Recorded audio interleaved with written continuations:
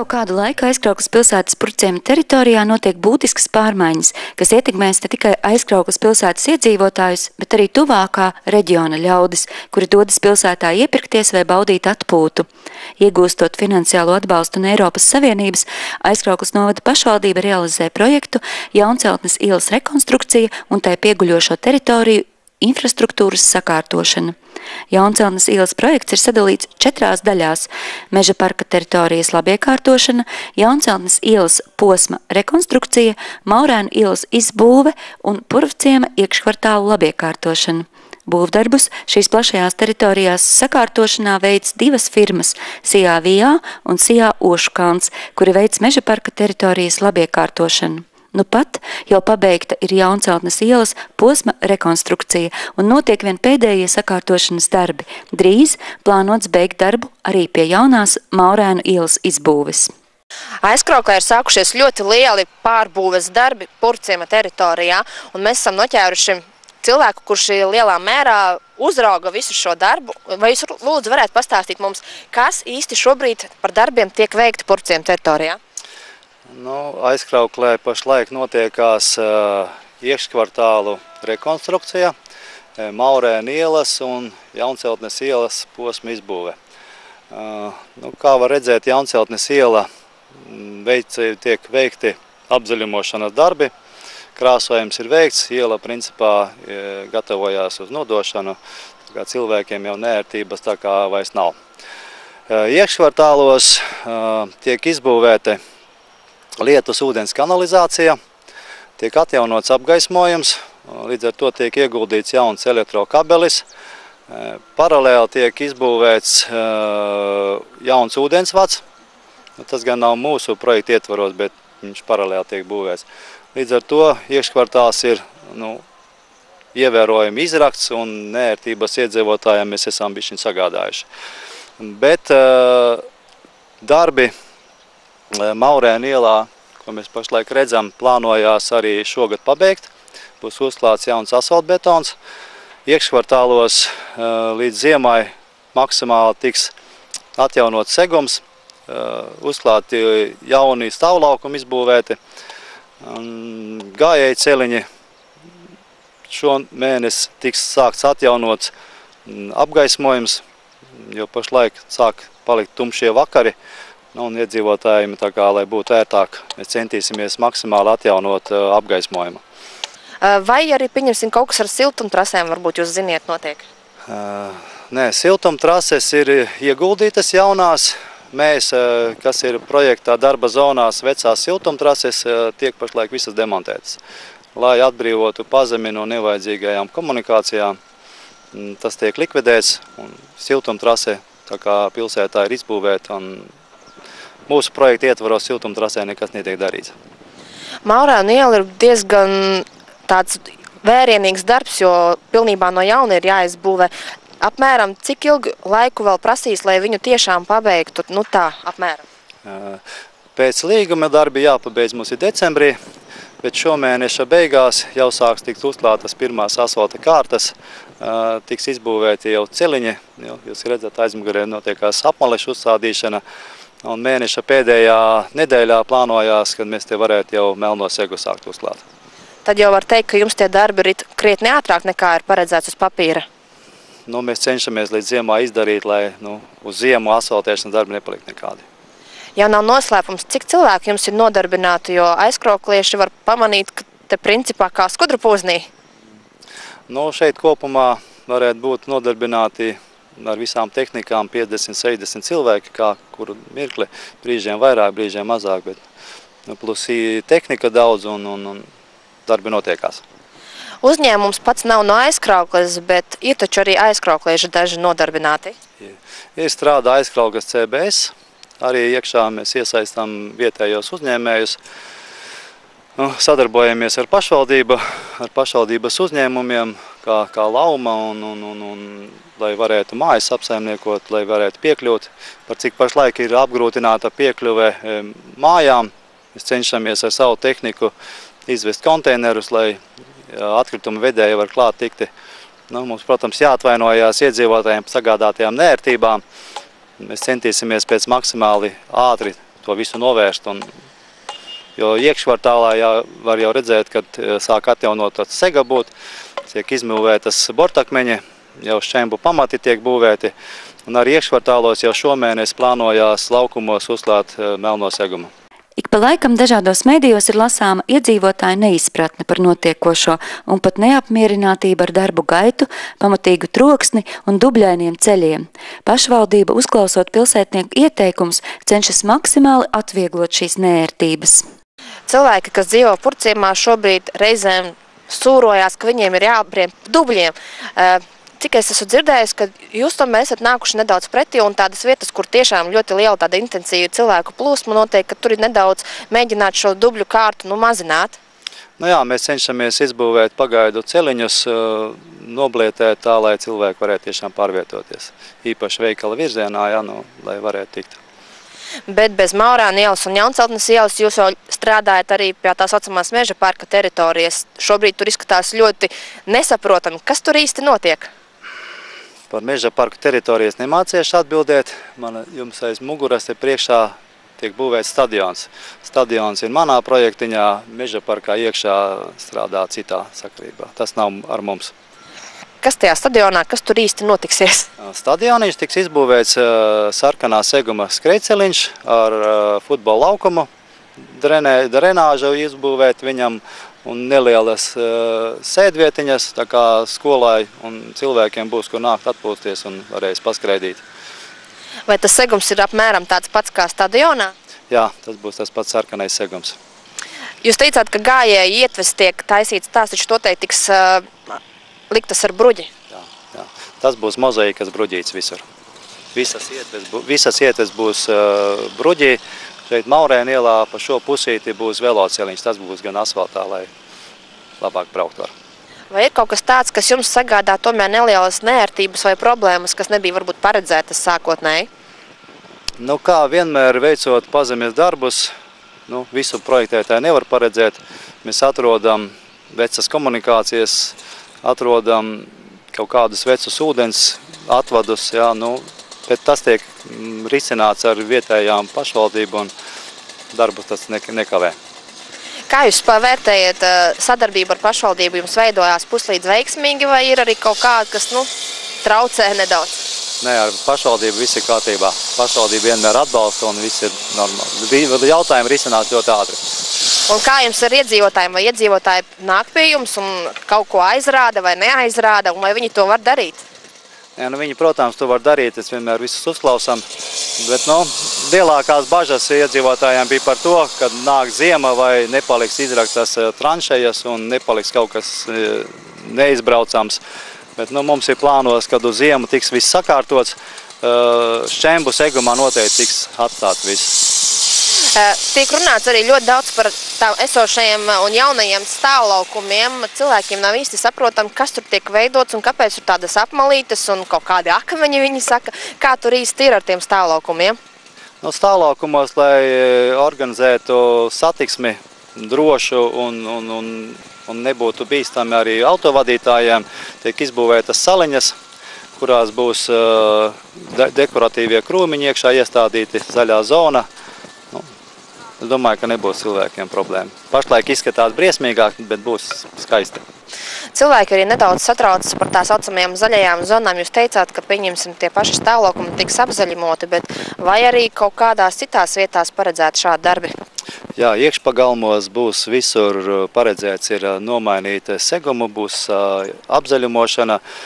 Tiks izbūvēti jauni bērnu laukumi, smilšu kastes, tas viss ir paredzēts, bet tas pārsvarā būs nākošgad. Pēc ziemas tad mēs sāksim to uzstādīšanu un apzaļumošanas darbus iekškvartālos veikt.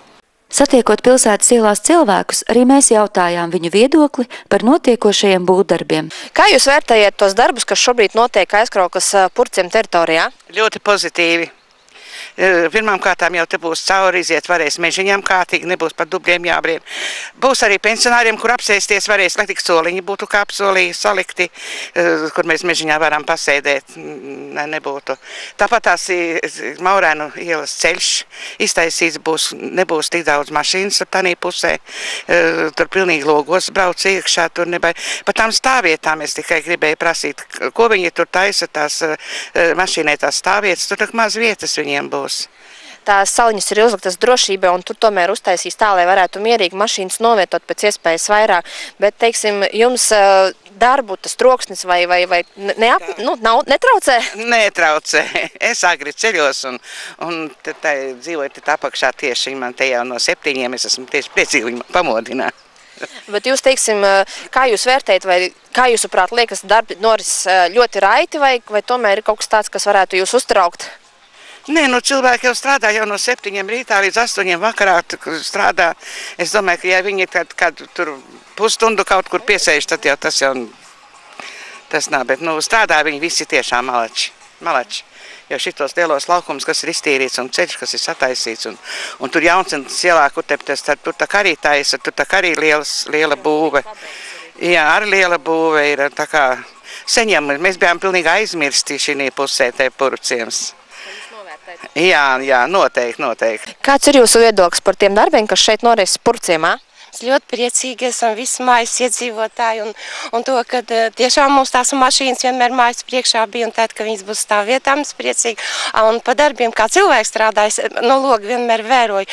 Viņi ļoti akurāti, viņi visu tik kārtīgi, nu tiešām mēs priecīgi esam.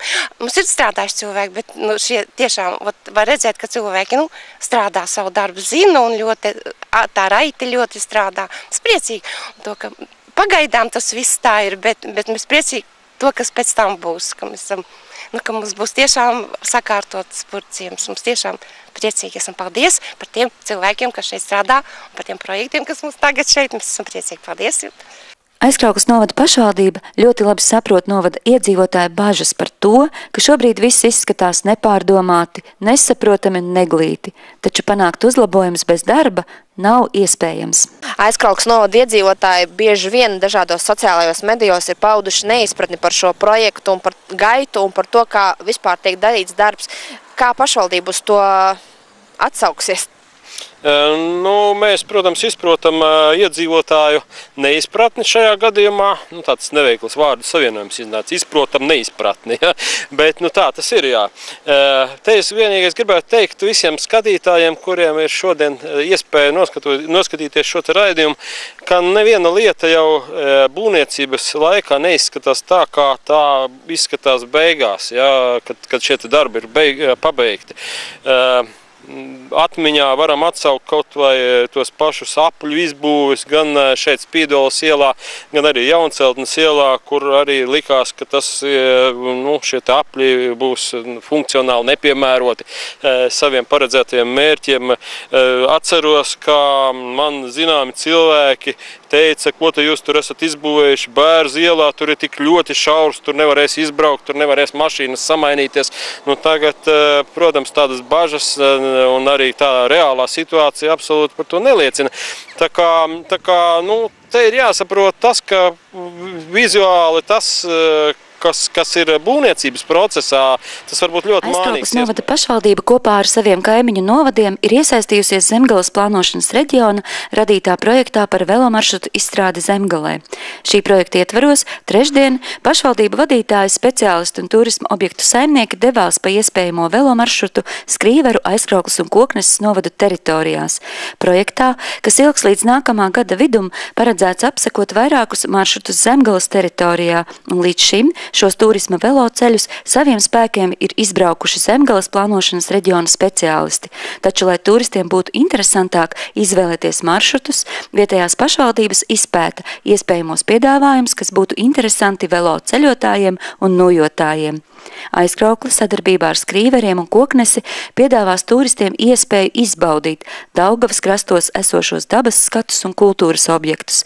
Daugavas ielas dabas parks ir bagāts ar kultūrvēsturisko mantojumu, un tajā ir arī Eiropā novērtētas retas augu sugas, kuras ir aizsargājamas, tāpēc turistiem jābūt saudzīgiem pret dabu.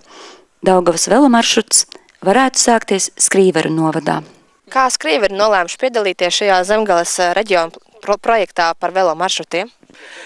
Mēs visnotaļ pozitīvi un kopēji sadarbojoties šī krasta pašvaldībām un arī, protams, Jaunjelgavas novadam, tikai attīstībai.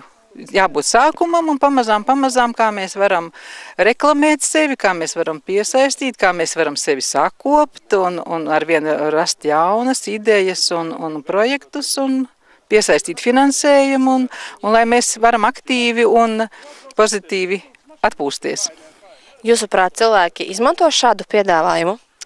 Tie, kas gribēs iet ar kājām, palīgās, paņemot vēl blakus nūjas, tie, kas gribēs ar riteņiem, tie, kas gribēs ar slēpēm, varbūt vēl kādi veidosies kādi šie tie palīgi līdzekļi, jo mēs ļoti attīstamies, sabiedrība attīstās, un es domāju, ka noteikti varētu būt, tikai mums pakāpeniski jāprot sevi piedāvāt. Pašvaldībai tas ir liels stimuls, kā jūs teicāt, pašiem sevi sakārtot regulāri, noteikti zāli apļaut. Un cik maršruti iznāks Skrīveru tādā kā teritorijā? Patreiz ir šis te 1 vai 2 maršruti, bet mums ir vēl prātā daudzas vietas un daudzi maršruti, kas arī varētu savienot tāpat šo te Maskavas ceļu, vai Pleskavas šoseju, tāpat arī Dendroloģisko parku iekļaujot un Skrīveru centru. Atkal arī tāpat šis te aizkrauklis Purva piesaiste, tā kā maršruti ir un ko darīt ļoti daudz. Galvenais ir atrast sadarbību ar privātām teritorijām, kāda ir vēlme, lai šāda kustība notiktu arī pa viņu teritorijām.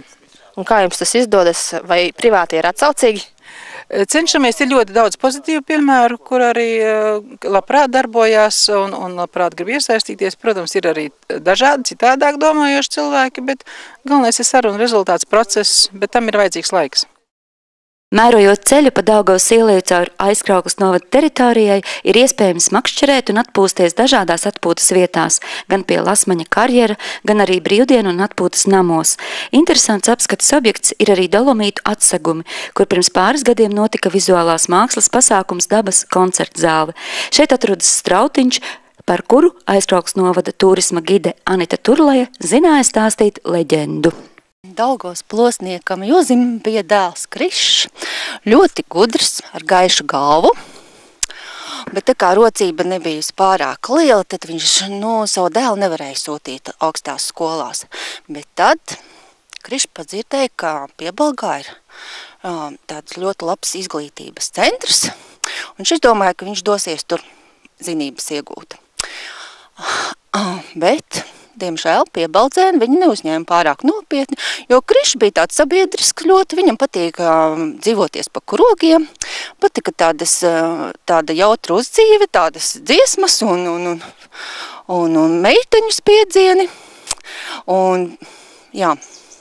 Un tad gadījās tā, ka viņš iemīlējās meitenē Enijā, ļoti gudrā, ļoti muzikālā, ļoti, talantīgā meitenē un ļoti bagāta ciema vecākā meitā. Bet tēvam jaunais nods nepārāk patika un viņš bija pret viņu sabiedrību. Bet gadījās tā, ka, tanī pašā Krišā iemīlējās meitene Zane.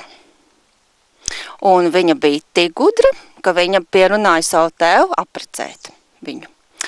Un tad, kad notikās Kriša un Zanes kāzas, iznāca tā, ka Krišs dejoja ne jau ar Zani, bet dejoja ar savu iemīļoto Eniju. Un kā beigās izrādījās, ka Zane ir ragana, jo viņa nobūra Krišu, lika izdarīt tā, ka lai viņš vairs nepatīk nevienai meitenei. Un Eniju pārvērta par liepu un lika Enijai augt tādā cietā zemē, kur ūdens vispār nekādīgi nevar piekļūt klāt un tikai var padzerties no liepu lapām. Un tā, lūk, pēc 3 x 7 gadiem Krišs dziļos meklējumos un ilgos atrada liepu, ēniju, turpat tās kalnā augšā. Un tad, kad ir ārkārtīgi karsts laiks, karsta vasara, kad arī zivis izpāž galvas no ūdens un pūž dūmus. Un tad arī Krišs izbāž galvu no savas mājas, paraugās uz visām pusēm, lai viņu neviens neredz, un tad tepat tās augšā no tās kalniņa skrien lejā un atnāk šeit pat uz avotiņu un ilgi dzer, un tad ar saujām nes ūdentiņu savai liepai ēnijai. Un nezina neviens, cik ilgi tas vēl turpināsies, diemžēl. Ar velosipēdiem izbraucot cauri Aizkraukles pilsētai, ceļš var turpināties pa veco Rīgas Daugavpils šoseju, kur pašā Daugavas krastā lejas viesunams Valteri. Ja sekos līdz norādēm, var nokļūt pat brīnišķīgā vietā Pērses krastā, no kurienes paveras patiesi skaists skats uz Kokneses pilsdrupām. Arī koknesiešiem jau ir idejas, kā padarīt šo maršrutu turistiem interesantāku. Esam izbraukuši ļoti garu maršrutu un šobrīd atrodamies arī Kokneses teritorijā. Un skatāmies uz burvīgu skatu, kas šeit atrodas no pašvaldības zemes uz Kokneses pilsdrupām. Kā Kokneses pašvaldība izlēmas piedalīties šajā projektā un kādas jums varbūt ir idejas, kā jūs varat šos cilvēkus piesaistīt, doties pa šo velo maršrutu? Šeit mēs varam doties, bet šeit ir vajadzētu pārcelt to. Principā mēs ļoti ceram, ka mēs līdz nākošam gadam, pareizāk sakot, pavasarī, ja mēs šeit uzstādītu pontonu ar, vai pareizāk sakot, uzņēmēji, kas ar mums sadarbotos un visu, un, teiksim, šeit ir laiva nomas, arī saimniece, kas teiksim, var celt pāri cilvēks, gan no viena krasta, gan uz otru, un ļoti labi varētu tas būt ļoti interesants projekts. Būtu interesants projekts saistībā ar jūsu Aizkraukles visu projektu kopā. Kā jums liekas, vai cilvēki vispār iesaistīsies šī projekta tādā norise un vai viņi labprāt brauks šo maršrutu? Jā, kāpēc, ja jau viņi atbrauks līdz šeit, bet daudz arī ir interesējušies, jo, piemēram, saistīt abus krastus tas būtu gan, es domāju, daudziem ļoti gan finansiāli izdevīgi, gan arī, teiksim, cilvēkiem izdevīgi, gan arī, pat mēs esam domājuši varbūt arī, ka piesaistīt arī šo nākamo krastu, kas ir uz, Seci, jā. Tā arī daudz, teiksim, pārbrauc, un ja mēs varētu kopīgi veidot tādu politiku ar Aizkraukli, Pļaviņām, Skrīveriem, Koknesi, varbūt pat uz Jēkabpils pusi, mēs šeit varētu to turisma piestātņu pārceltuvi un tā skaitā arī riteņbraucēju, to visu darbību ļoti attīstīt. Skrīveri teica, ka viņiem šis projekts arī lielā mērā liek tā mobilizēties un rūpīgāk kop šīs teritorijas. Ko jums tas projekts vairāk tā kā uzliek kā pienākumus vai kādus priekus? Mēs visu laiku mobilizējamies, jo to, ko mēs šeit jau arī, ko mēs nesam sevišķi mobilizējušies, bet tā kārtība, te ir, gan uzņēmēji to palīdz darīt, gan arī paši, un viss jā, bet, kopīgi plānojot, ja mēs te kopīgi plānosim, mēs varam uz to paskatīties arī plašāk. Ja mēs skatījāmies tikai paši kā Koknese uz šo projektu, bet saistībā arī, teiksim, arī kaimiņu novadiem, tas tikai nāks pa labu. Aizkrauklietis Agris Ladušovs, kurš Liepājā studē turisma vadību, bija viens no velo maršrutu idejas atbalstītājiem un popularizētājiem Aizkraukles novadā. Arī tu zināmā mērā esi entuziasts, kas piedalās šajā projektā, un varbūt pat ideja arī ir nākus no tevis. Jā, lielākoties tas viss sākās pirms apmēram gada, kad es kā students, kas studēja Liepājas universitātē turisma vadību, tad arī griezos pilsētas domē un pie Ilonas vērsos ar to, ka dabas parkā vajadzētu taisīt velo maršrutu, un tad mēs sākām palēnām meklēt līdzekļus un veidot maršrutu. Tad jau tu pats arī esi izgājis noteikti tam maršrutam cauri un bez mazai zini no A līdz Z, kas kur atrodas? Es sākot no Skrīveriem līdz Aizkrauklei, praktiski es zinu visu maršrutu un man ir pilnīgi saprašana par to, kas kur ir jāuzlabo vēl un ko vēl vajadzētu mainīt un tā. Bet šeit mēs atrodamies pašlaik Koknesē, šitais posms man tā mazāk zināms un tā ir laba pieredze šeit atrasties šobrīd. Tu noteikti komunicē ar ļoti daudz studentiem un jauniešiem un Aizkrauklē, un ne tikai Aizkrauklē. Vai esi jutis, ka ir cilvēkiem interese par šādu velo maršrutu? Es esmu jutis, ka ir interese, bet jāsaka tā, ka tā informācija šobrīd apgrozās ļoti lēnu aizkraukliešu vidū, un cilvēki ļoti bieži pat nezin, kur šāds dabas parks atrodas, tāpēc mēs pieliekam visu pūles, lai reklamētu dabas parku, un tiešām aicinu visus reiz gadā, vismaz pavasarī vai rudenī vai vasarā, ņemt riteņus un izbraukt šo maršrutu. Visas informācija ir pieejama mājaslapā, tā kā lūdzu aicinu visus droši brauciet. Tur ir ļoti daudz tāds veids, kur var atpūsties un ar teltīm braukt. Varbūt ir vēl kaut kādas aktivitātes, ko tur var darīt? Jā, Brūdienu mājā Raunijas piedāvā nūjošanas pakalpojums. Cepļos var apskatīties dabas koncertu zāli un ir arī dažreiz visādi koncerti tur notiek. Nu, protams, kultūrvēsturiskos objektus jūs varat apskatīties baznīcā ieiet. Jā, pārsvarā tas piedāvājums ar teltīm un tādā veidā. Vēl jau pie aizkrauklas karjerām ir iespēja noteikti spēlēt arī volejbolu un makšķerēt, un tur cilvēki, cik ir manīts, to ļoti labi arī izmanto. Jā, es jau gribēju pieminēt tieši to pirmīt, ka pie Lasmaņa karjera ir pieejams volejbola laukums, ko arī mēs projektu ietvaros uztaisījām. Pludmales volejbolu spēlēt, tur ir tās atpūtas vietas, kā arī plānā perspektīvā ir tenis korts plānots, kā jau pagads priekšsēdētājs minēja. Kaut arī velomaršruts ies cauri visiem 3 novadiem un to varēs turpināt pat tālāk, aizkrauklē tik un tā būs kāda priekšrocība. Bieži vien velosipēdisti izvēlas ceļot, izmantojot dzelzceļa pakalpojumus.